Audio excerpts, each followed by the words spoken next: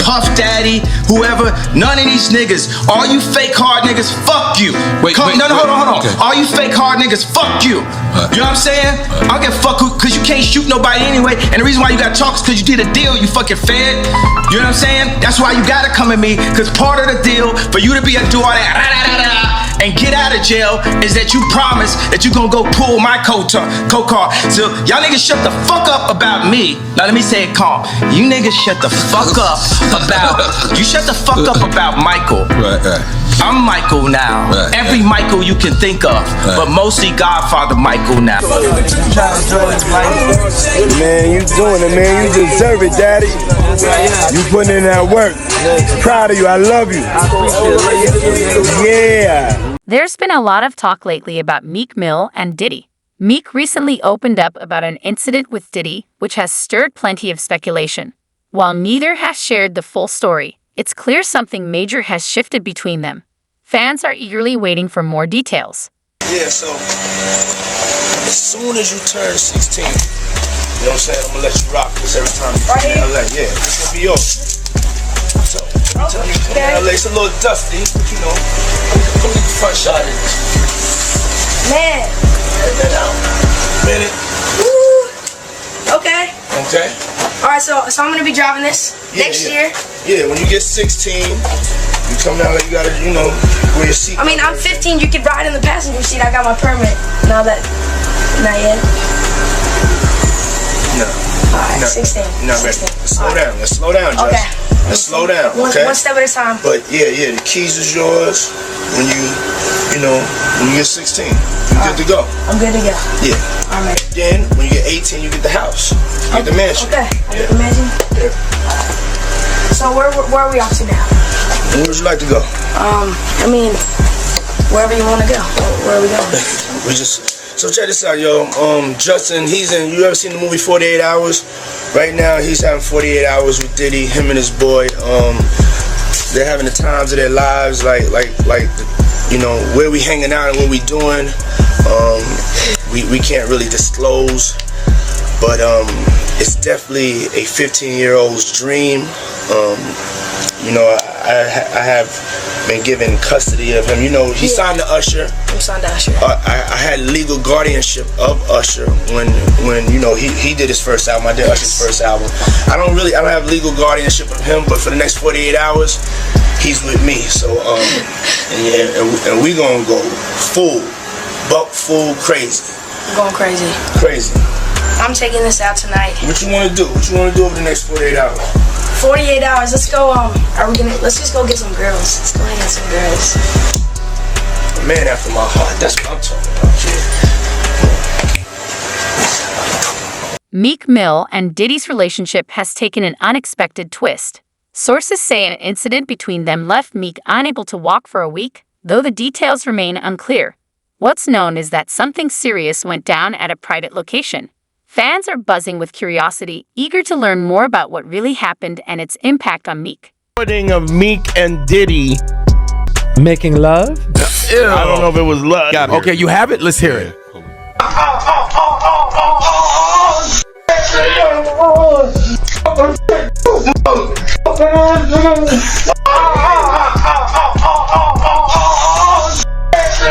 What? Yo, wait a minute. Wait, you didn't hear this? No! Now, Miran, does that sound authentic? It absolutely. Oh my God! Yeah, just really give it a good listen.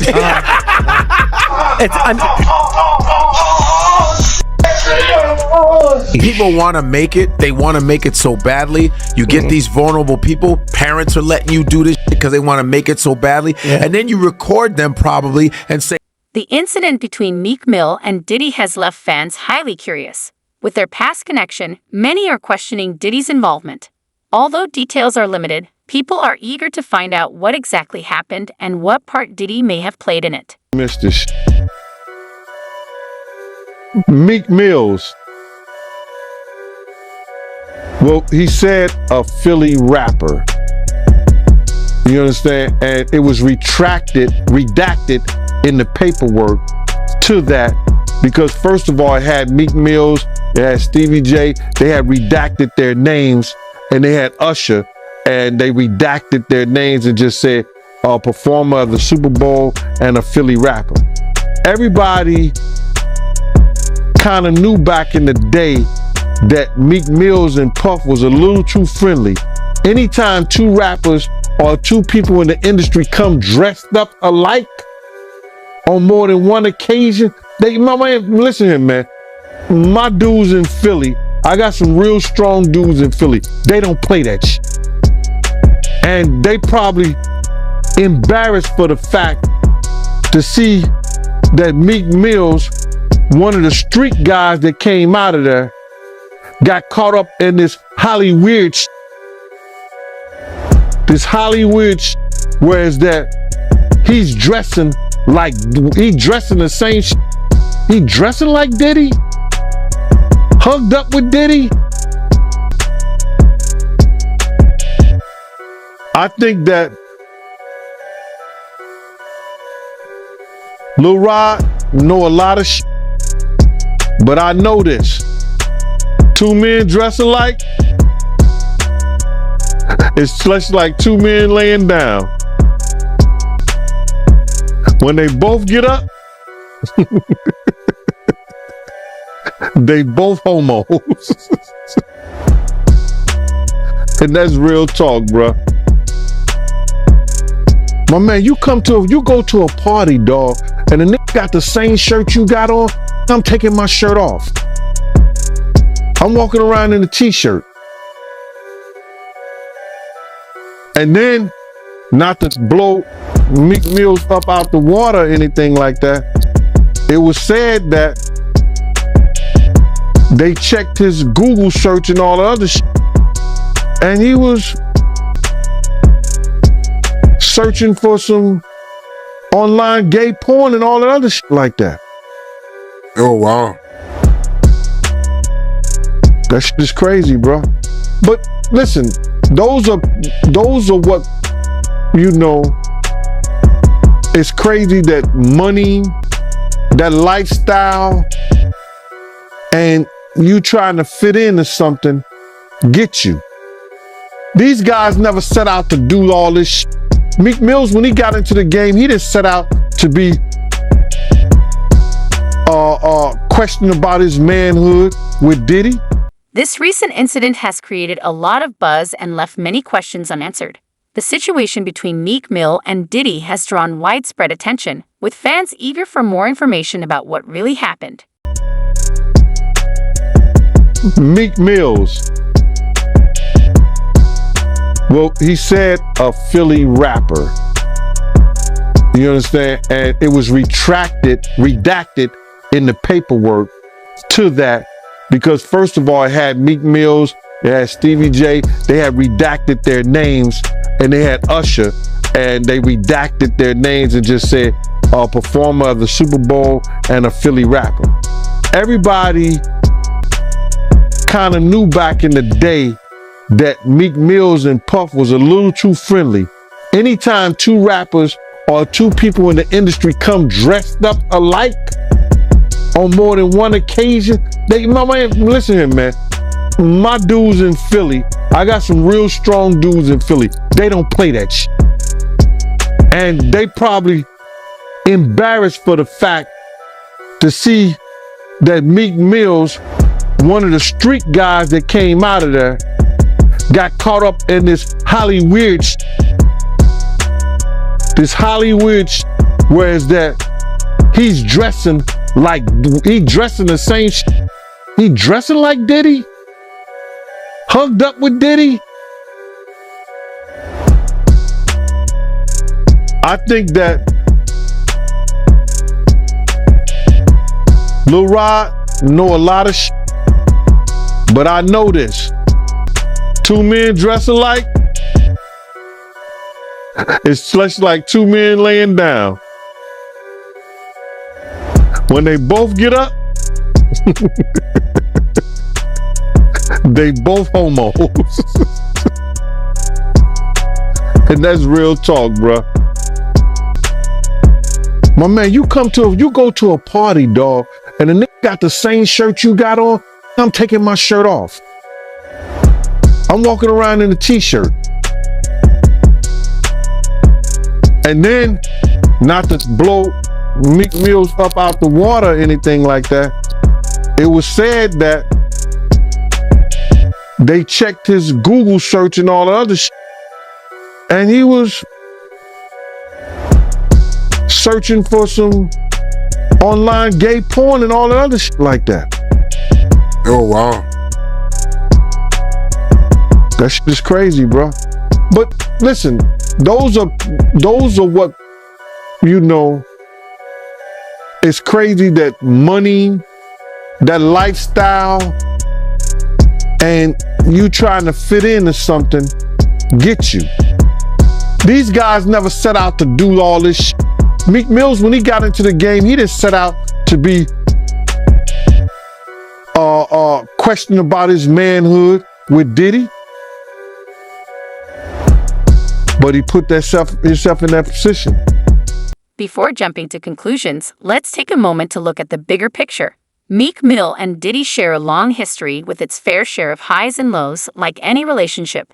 To make sense of the current situation, it's worth revisiting their past interactions to see if they offer any clues. And they were saying the feds are so deep and involved in this that Diddy just might be called up on that Tupac shit once they go through the money trail. Once they go through the money trail and find out why certain people was given certain positions, that it may be a problem. Because they're gonna look at all that. Anything they can bring up, they're gonna bring it up. Wow. So you think it's possible that they might pit Pac murder on Diddy? Yeah. That's why that tape of Cassie was released. So anybody who was willing to try to help him, anybody was trying to say that he ain't capable of doing this and he ain't capable of doing that, they got it right there on videotape. But you being around at that time, right? Because you was working at Bad Boy at that time when, you know, the whole Pocket Big thing was going on. You personally, do you think they can get Diddy on Pac murder? Well, they always said something about $1 million check, and nobody knew where the $1 million came from. Puff may have said it in a couple of rap songs and things like that. But they would have to trace the check back to if that check Eric Von Zip had. And I'm not going to say the person who they said they gave it to because I've said it before, and I told people who contacted me that I wouldn't bring old boy name up on there because of situations that he's having in the federal government right now. So if they trace it back to Eric Von Zip and say, why were you on, and he's dead now, but they have to explain why did he was able to get some publishing money or some kind of deal off the sale of Black Ground Records, and they put him as Tank manager or Tank something for Tank, this, that, and the third. Why did they do that? Yeah, I got you. And when you say check, right, just to get some clarity for the people that don't know what you're talking about, you talking about the $1 million check, right, that they put on Tupac to get him killed, the hit? Yeah. What I'm talking about is that if Puff has said on a couple of records that he'll pay $1 million to, you know, but he was just talking to people randomly.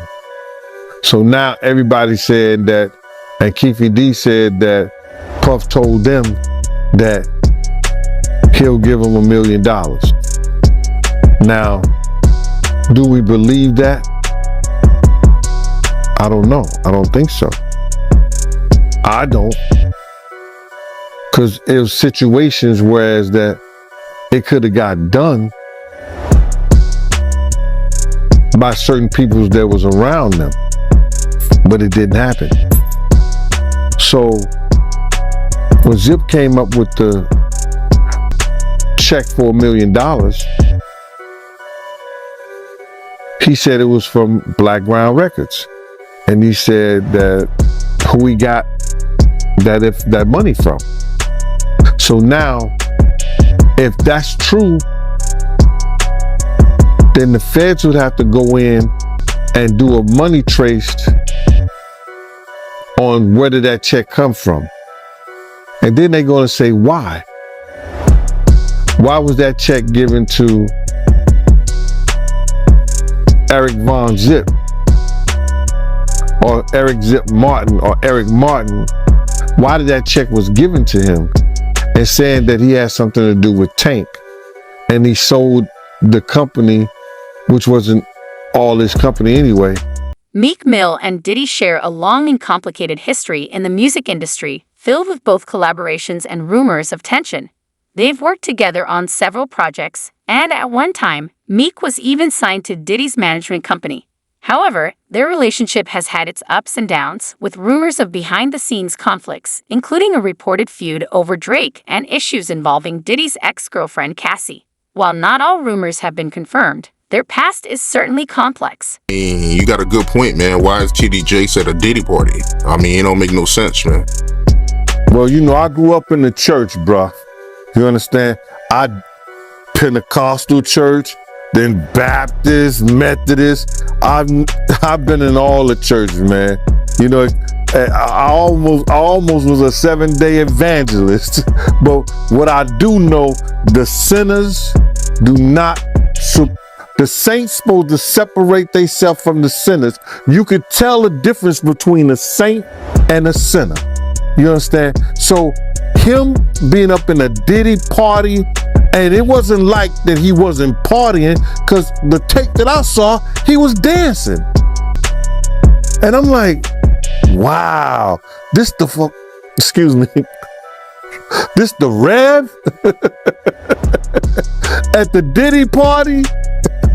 I wonder who he laying hands on, who he saved. But all jokes aside, man, you know, the saints supposed to be separate from the sinners. There's no way that you know what happens in Diddy party and you supposed to be a Christian. You understand? You supposed to be his spiritual advisor and you up in this party. Well, why are you there? Because it ain't like he can't come to your church, he can't come to your office. And I know that, you know, you are a part of Revolt. You understand? But are you looking for something else up in there? We just gonna hope that he ain't looking for the same thing Eddie Long was looking for. You knowing Diddy, right? You been knowing him since the beginning. Like, what happened, man? Like, what made him get into all this freaky stuff? Like him making his girl look up BBCs and him making male prostitutes smash his girl. Like, what happened, man? Like, I'm sure he was a normal dude at first. Like, what made him get into all this weirdo stuff? Bro, one individual is not here to defend himself, and that's Andre Harrell. Russell Simmons was one of his mentors too. What is Russell Simmons going through? He's going through women saying that he was abusive, women saying that they raped him, women saying that he drugged them. If you learn things like that from the people that you're around, the people that you hold high regards to, then you're going to become what they were. And with the fact that you taking drugs and everything now. Despite their complicated history, Meek Mill and Diddy have always managed to reconnect, continuing their professional relationship by collaborating on music, performing together, and socializing. However, recent reports of Meek's injury, allegedly linked to Diddy, have raised many questions. The details of what happened are still unclear, leaving fans speculating about what could have led to such a serious situation. Interest is high, but solid information is still scarce. And that's what happened to him, bro. Yo, I seen Puff smoke cigarettes, smoke weed on camera, and that wasn't the same dude that I knew. So I'm looking at this dude like, yo, all he did was go to the third to the fourth power with this shit. He had it in him because he learned it from the beginning by seeing them and by being around them. And that's Russell Simmons, Andre Harrell now, being at those parties. So Russell Simmons and Andre Harrell is where Diddy got it from. Like all these wild parties and all this freaky stuff, it came from them. Well, bro, yeah, that's where he got it from. Andre ain't here to defend himself, but he was giving wild parties. They were doing things like that. My man Bill was his bodyguard. So they was doing things like that. So now you got women that came out and said Russell Simmons was doing stuff like that. But Russell Simmons said, I wasn't doing that because I took 7, 8, 9 lie detector tests and I passed them. Yeah, Russell, you also studied into that Buddhism and that yoga stuff like that, so you know how to control your body to let you know so you don't have any kind of panic mode when you take those tests. Keep it a buck. That's why you got into that Zen shit. You take a lie detector test, it's not going to come up because you know how to control your body. Wow, I never thought about that, man. So that's why he be passing all these lie detector tests. Yeah, because he studied yoga, he studied Zen, he studied all those, that Buddhism thing, all that shit like that, to learn how to control his breathing, his mind, his whole 9 yards. That's why when guys, you know, if you ever seen somebody giving polygraph tests, and they used to do it in our office and everything like that, you know what I'm saying? They have to ask you questions that you know that you're going to tell the truth at, and questions that you know that you're going to lie to. So all he did was master that by mastering the control of his body. The recent incident involving Meek Mill and Diddy has caught a lot of attention and sparked speculation. Now that Meek has finally spoken out, the story is likely to continue unfolding after a brief silence. He has shared his view on what transpired, and the public is keenly watching for updates. Their complicated relationship has been a topic of interest for a while, and this new information adds another dimension to their story. Okay, this is boxer. His name Twan. He's from our neighborhood. He was married to Tanisha Arnold. The broad played Pam on Martin Lawrence. We went to the party with her. I mean, it was a matter of fact, it was a set it off party. Jada Pickett, Vivica Fox, all of them was there. You know what I'm saying? It was just seemed like Puff and Tupac was like a couple, seemed like to me. It was just a lot of weird shit going on, you know what I'm saying? The vibes ain't there. I guess that's what Tupac was talking about, the Illuminati and shit. It's like Vivica Fox was with this big gay man. He was 6'9". They called him, his name 6'9". He had the red hair with a big old booty and shit. Nobody was gay and I'm like, what the fuck is going on here? It's just a lot of weird shit, dude. You know what I'm saying? That shit, it ain't right. You know what I'm saying? I guess that's what Tupac, I guess he wanted to get up out of the Illuminati or something. But I seen her there. Matter of fact, MC Lyte pulled off with Tanisha Arnold. You know what I'm saying? In her brand new 560, black one. Yeah, that shit weird, dude. Yeah, that's some weird ass shit going on, you know? Yeah. And what was Tupac doing at the party, yo? Him and Puff was there together. They was there, you know what I'm saying? That's why I don't know how they fucking fell out or nothing like that. They was road dogs, you know what I'm saying? They even got pictures of him. He got on that blue sweater with the turtleneck. Him and him hugged up like this with the black hat. Yeah, you ever seen that picture? Nah, I don't recall, but I'm pretty sure I came across it. Yeah. That picture there, they was at that party that day. Yeah, it's just like a bunch of weird shit. That whole fucking, yeah, that shit weird, dude. Yeah, bunch of, it ain't right. You know what I'm saying? No, I'm not no gay basher or none. I mean, none of that shit, but that shit ain't right. You know what I'm saying? That whole party was weirdoed out. And it was Jada Pickett. What? You saying that? You saying the whole party was weird? What did you see at the party that made it weird? I mean, I'm confused. I guess it was the Illuminati. It's just weird. I know I wouldn't want to be part of no shit like that. You know what I'm saying? You know, I'm from the old school, dude, and that shit wasn't really tolerated with my generation, you know what I'm saying? Yeah, hate crime, yes, but it's more tolerated these days and nothing like that. It's more, you know what I'm saying, more open now. Meek Mill recently took to social media to share his side of the story regarding the situation with Diddy. In a series of posts, he provided context and clarified their interaction. Meek explained that the incident had been misinterpreted and that the truth was being distorted. While he acknowledged having a disagreement with Diddy, he emphasized that it was not a physical confrontation. Meek described the incident as a minor dispute between colleagues, stating it was simply a verbal disagreement between two individuals. Fuck that, my man. Okay, Kid Frost had gave a party at the House of Blues. One of our big homeboys wanted to go with us. You know what I'm saying? So he went with us and he said, "Ooh, you young niggas have fun." So one of Kid Frost's homies still on my big homie. But he didn't know that he was around, it was maybe about 20 of us. So the dude that socked my big homie, we beat the dog shit out of him. So my big homie, he came to.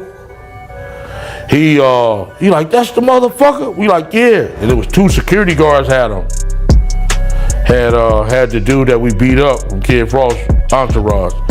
So my big homie knocked that motherfucker out while the yellow jacket, you know, the yellow jackets with the event security, they had the dude. So my homie still knocking him out. Boom! So the dude with the yellow jacket was talking shit. "Man, what the fuck is wrong with?" My homeboy knock out him too. Bam! Like, ooh. So the other one like, "Man, he got back." Little Jamaican dude come up talking shit. "Man, you going crazy?" My homeboy sock him too. So we went down to get our car for valet. And it was the dude, "It's LBC." And he like, "What the fuck is that?" And he said, "It's Long Beach City Crip." So my homeboy knew this dude was an imposter. If you from Long Beach, you gonna say Rolling 20s or Insane. You know what I'm saying? You know what I'm saying? You're a real block boy. You know what I'm saying? 19th Street. You gonna say something. A real Crip. So this nigga said he from Long Beach City Crip. My homeboy like, "Wait a minute." And knocked him out too. So Warren G and them was down there, him and Cedric Wallace waiting on their cars. And they seen my homeboy get busy like that. So they had left before us, went up to Fat Burgers. So we came, got in our shit. They finally brought our cars for valet. We went up to Fat Burgers. And Warren G and Cedric Wallace was up there already. You know, eating their shit and shit. So we came in there, the big homie like, "Hey, motherfucker." He pointed at Cedric Wallace, like, "Man, you been dumping us for years, mother. I'm losing all my motherfucking money betting on your motherfucking ass." So Warren G was right there. He like, my homie like, "Man, that's a nice ass watch." So he like, "Man, let me try that on." You know what I'm saying?